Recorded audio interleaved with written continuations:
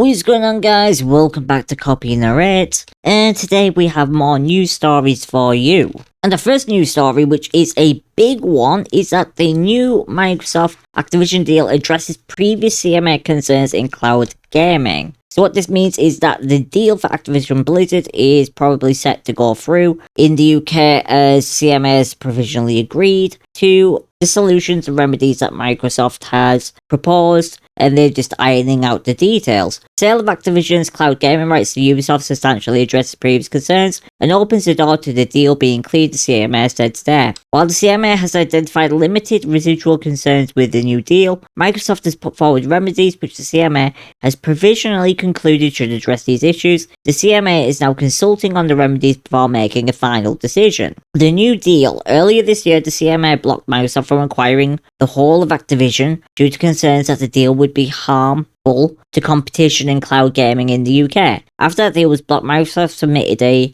restructured transaction in August for the CMA to review. Under that deal, Microsoft will not purchase the cloud gaming rights held by Activision, which will instead be sold to an independent third party, Ubisoft Entertainment, before the deal is completed. The prior sale of the cloud gaming rights will establish Ubisoft as a key supplier of content to cloud gaming services, replicating the role that Activision would have played in the market as an independent player. In contrast to the original deal, Microsoft will no longer control cloud gaming rights for Activision's content, so would not be in a position to limit access to Activision's key content to its own cloud gaming service, or to withhold those games from rivals. Unlike the remedies that the CMA previously rejected, Ubisoft will be free to offer Activision's games both directly to consumers and to all cloud gaming service providers, however it chooses, including for buy-to-play or multi-game subscription services, or any new model for providing content that might emerge as the market develops. The deal with Ubisoft also requires Microsoft to port Activision games to operating systems other than Windows and support game emulators when requested, addressing the other main shortcoming with the previous remedies package. Now that is pretty cool, and that is actually pretty important, because that means that Xbox Games Pass might actually come to Linux. And that would be pretty exciting, because right now the only way that you can play Xbox games and Xbox PC games on Linux is to use an app from the App Store, which is, I think it's Electron based, but basically it runs the cloud gaming services as an app on your desktop, and you can access the games that way, but it doesn't have all the games and stuff. Like, there's some restrictions and limits there. So this is actually important. This could be really important. Today's decision, the CMA considers that the restructured deal makes important changes that substantially address the concerns it set out in relation to the original transaction earlier this year, in particular the sale of the cloud gaming rights, blah blah blah, which will prevent important content such as Call of Duty, Overwatch, World of Warcraft from coming under the control of Microsoft in relation to cloud gaming. The CMA originally found that Microsoft already had a strong position in cloud gaming services and could have used its control over Activision content to stifle competition and reinforce its position. The new deal instead results in the cloud streaming rights for Activision games being transferred to an independent player. So the deal is materially different to the previous transaction and addressing most of the concerns. CMA has some residual concerns that certain provisions in the sale of Activision's cloud streaming rights to Ubisoft could be circumvented, terminated, or not enforced. To address these concerns, Microsoft has offered remedies to ensure that the terms of the sale of Activision's rights to Ubisoft are enforceable by the CMA. The CMA has provisionally concluded that this additional protection should resolve those residual concerns. So they've opened up a consultation till the 6th of October on Microsoft proposed remedies, and you've got various people saying stuff here. I'm not going to read out everything that's saying because it's just, yeah. So as far as I'm aware, we will get news on this on October 6th, whether this deal goes through on their side. But this is a positive step, and provisionally everything should go through now. But that is interesting. And it will be interesting to see games come to, well, it'll be Mac OS and also Linux. So, yeah, that is a lot of people who will have access to games. Mac OS, Linux, and that's also good for Apple with their plans with, you know, having gaming on Apple phones and stuff, and running, you know, desktop games on Apple devices. that is important because this means that they will have access to Microsoft games because they will have to be on these platforms if this deal is accepted. Positive steps. But we're going to move on to our next story of the day, which is from Game Informer, and the Baldur's Gate 3 patch 3 delayed to tomorrow, but lets you change your appearance. So yeah, the Baldur's Gate patch 3 comes with a magic mirror, which lives in your camp and allows you to change your Tav's appearance whenever you'd like. Change appearance, voice, pronouns, race, and body type can't be changed. So you can't change your race, you can't change your body type, can't alter origins. They're all very particular about that. They're all very particular about their hair, okay? But you will be able to change your appearance, voice, and pronouns. I mean, I guess I can understand why they don't want you to change your race and body type. Like, it's for superficial changes, I guess. Instead of, like, drastic changes, so you can't, like, reinvent your character. Although, honestly, I don't see the point in it. Why not just let people completely change character if they want? Like, if you want to pretend that halfway through the game your character's just become some fat, guy who's eating all the pies along the way, or whatever.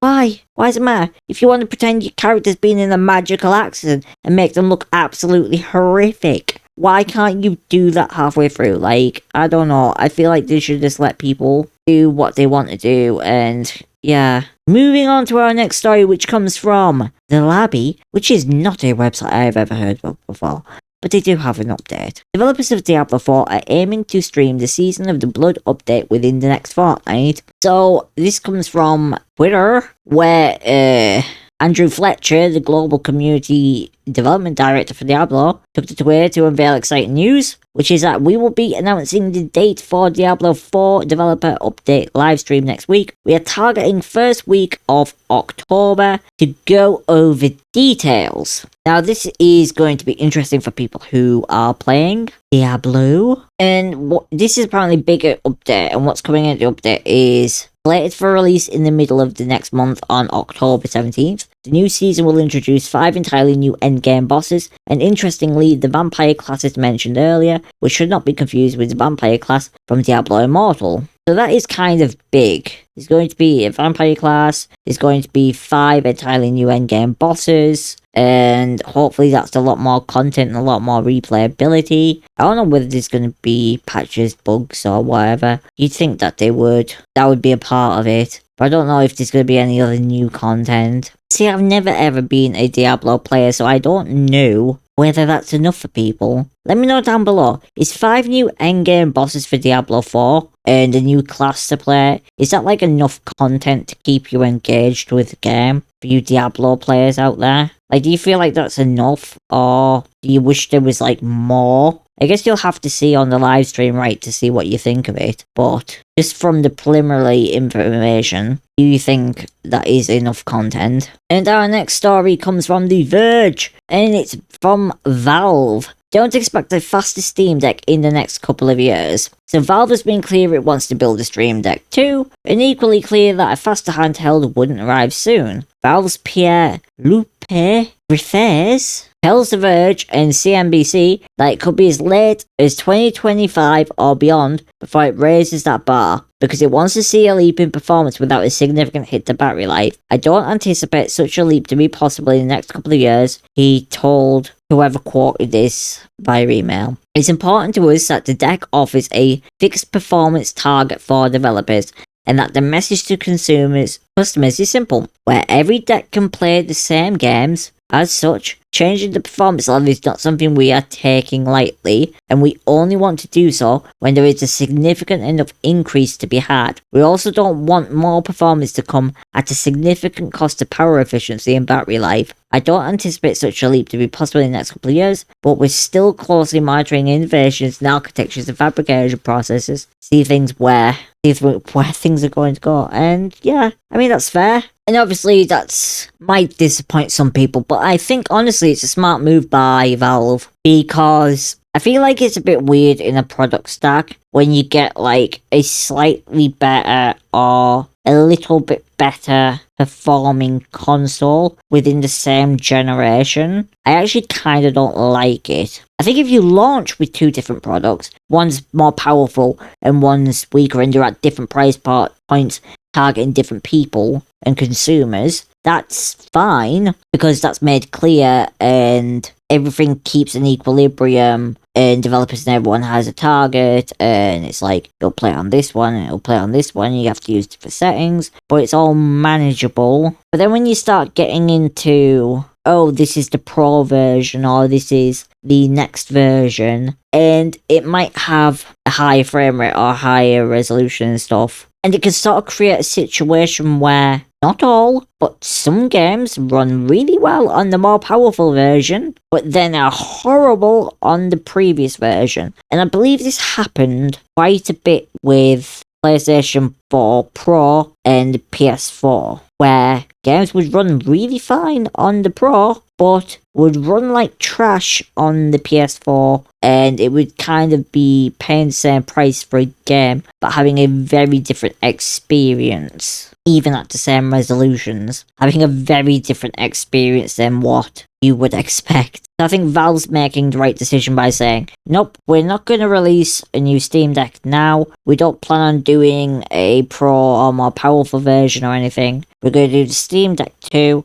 and we're going to do it in a few years when we feel that there has been a significant leap in performance, not just outright sheer raw performance, but in efficiency as well, where we can deliver you a product that will be substantially better than the one that you have and will be a baseline for developers of the performance, and everyone will know like the games will run on this and you don't have to worry about it not running on your version of the console, right? But moving on to our final story of the day, and this one comes from Games Radar. The Division 3 announced by Ubisoft in the most casual way possible. And I kind of have to agree with this.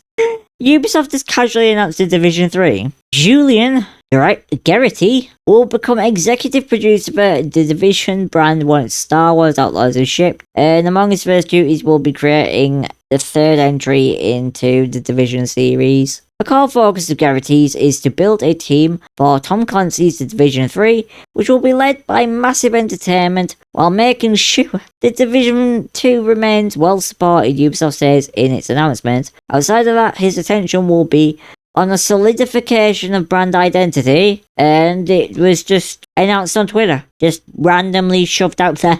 It's the weirdest way I've ever seen a game announced. Normally it is like either a trailer or something, like a big announcement trailer, or there's a leak and then the leaks become more prevalent and then eventually they can't deny it and they have to like show something or have someone say something. Or there might like be no gameplay or anything, but there might be an interview with the developers where the developers do kind of a talking to the camera of, we are making this game, and they might show off some, you know, animations or some character models or someone in mocap, you know, performing some of the animations or something. And that's not what this was. This was just, hey, we've hired a new guy, he's in charge of this now. And by the way, the Division 3's coming, so yeah. Anyways, guys, like, comment, share, and subscribe. I will see you guys in the next one. Thanks for watching the video. Hope you've enjoyed it. Let me know what you thought about today's stories down below, and I will see you later. Peace out, guys.